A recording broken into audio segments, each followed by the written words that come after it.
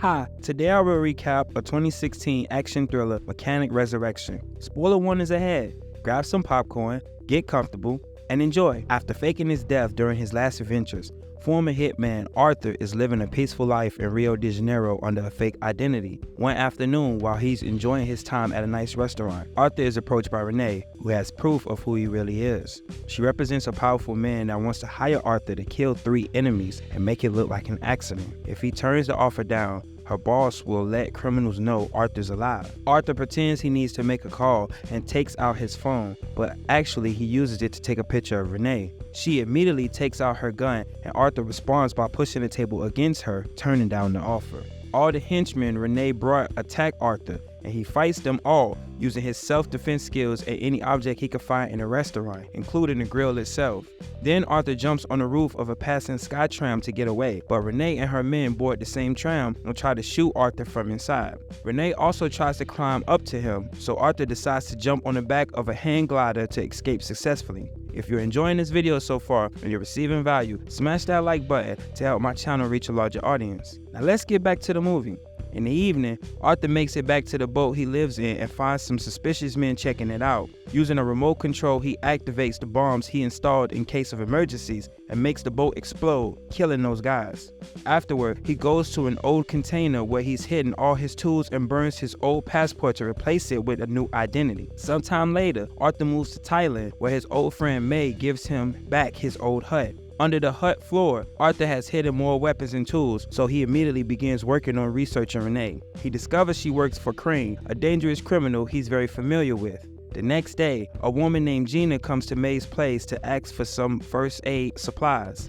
May notices there are some bruises on her, but Gina turns down any extra help. When night falls, May hears screaming coming from one of the boats and notices Gina is being violently mistreated by a man called Frank. May asks Arthur for help, and while he doesn't want to go, he knows he owes it to May.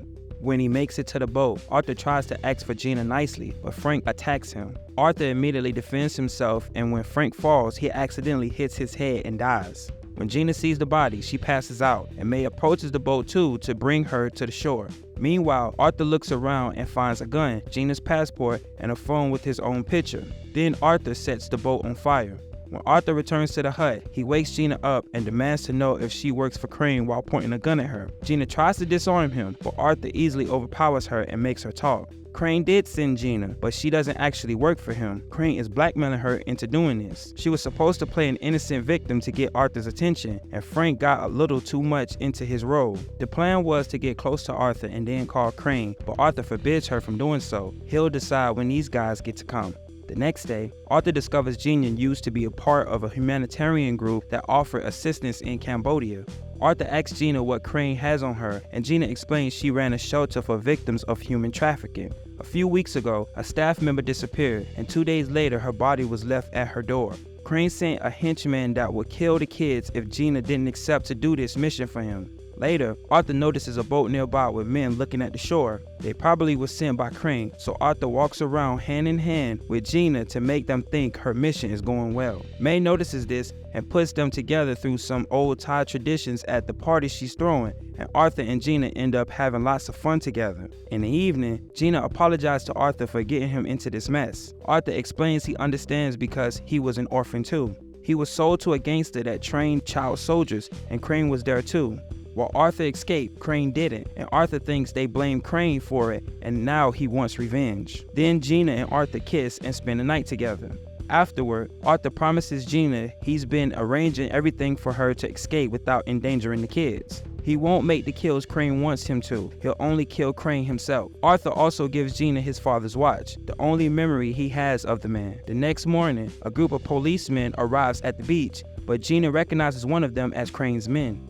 Arthur begins fighting them off, but while he's busy, the men kidnap Gina, so Arthur has no choice but to accept the meeting with Crane. Moments later, Crane tells Arthur that if he wants Gina back, he'll have to do 3 kills for him and make them look like an accident. The first one is Krill, the highest profile arms dealer in Africa who is currently in Malaysian prison. Crane also gives him a pill he must swallow after the kill for them to find him. While Arthur works, Gina is kept hidden in one of Crane's many boats. Arthur travels to Malaysia and begins researching the prison, which is on top of cliffs and surrounded by shark-infested waters, so it's impossible to sneak in. With a plan in mind, Arthur buys some powerful explosive that he disguises as chewing gum, some shark repellent that he puts in a skin cream tin, and hides the capsule inside a cigarette. Lastly, he makes a fake ID and disguises himself as an infamous wanted criminal. As soon as Arthur begins walking the Malaysian streets, he gets recognized and arrested. In prison, the reception guard doesn't notice anything weird about his items and allows them to keep them. The first few days, Arthur takes it easy and talks to the other prisoners to learn more about his target. 𝐄𝐎 has his men following him at all times because lots of people want to kill him. Even if he's locked up, 𝐄𝐎 manages all his business from here and is the real boss of the place. Arthur watches a knife exchange hands between two prisoners, and during lunchtime, he bumps against them on purpose to discreetly steal that knife. Later, one of 𝐄𝐎's former men tries to kill 𝐄𝐎 for revenge, but Arthur cuts in and kills him with the knife. 𝐄𝐎 is very impressed and invites Arthur to have dinner with him. Arthur only accepts if 𝐄𝐎 is willing to leave his men outside. Surprisingly, 𝐄𝐎 accepts his terms, and in the evening, Arthur is taken from his cell to meet 𝐄𝐎 at his private hut. 𝐄𝐎 tries to offer Arthur a job, but as soon as he turns around, Arthur jumps on him and kills him by putting pressure on his neck.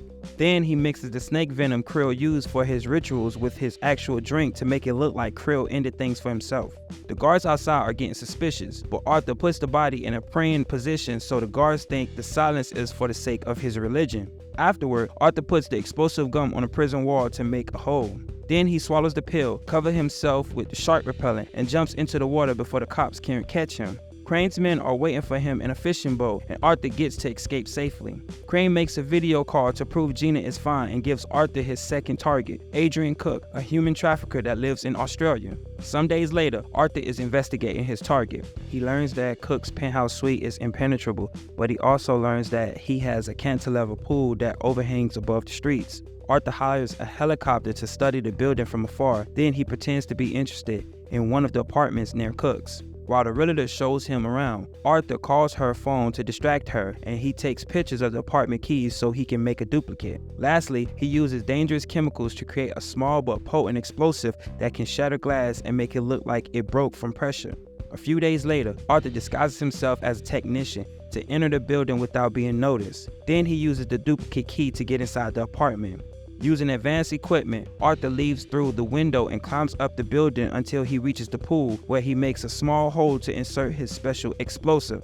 Cook is currently swimming and can see Arthur, but before he can call the guards, the glass starts to crack. Arthur jumps away and slides down the building to return to the apartment while the swimming pool breaks and Cook falls to his death. Crane sees Cook's death on the news and orders his men to get things ready for the next video call. Gina notices they make her sit near a window that happens to show the boat's hull number, so she moves the camera to put the window on the frame. When the call starts, Gina raises her hand to show Arthur the watch as a way to make him look at the number. As soon as the henchman notices, he ends the call, but Arthur manages to get the number and uses it to find the location of the boat. Later, Arthur makes a helicopter follow Crane's boat, and he jumps into the water with a bag full of special equipment. After hiding the bag under the boat, Arthur sneaks aboard and begins killing every man he comes across. Fortunately, he's seen, and Arthur finds himself in a hand-to-hand fight against a bunch of thugs while Gina is taken out of the room. She tries to defend herself, but her basic skills aren't enough and she's put in a helicopter.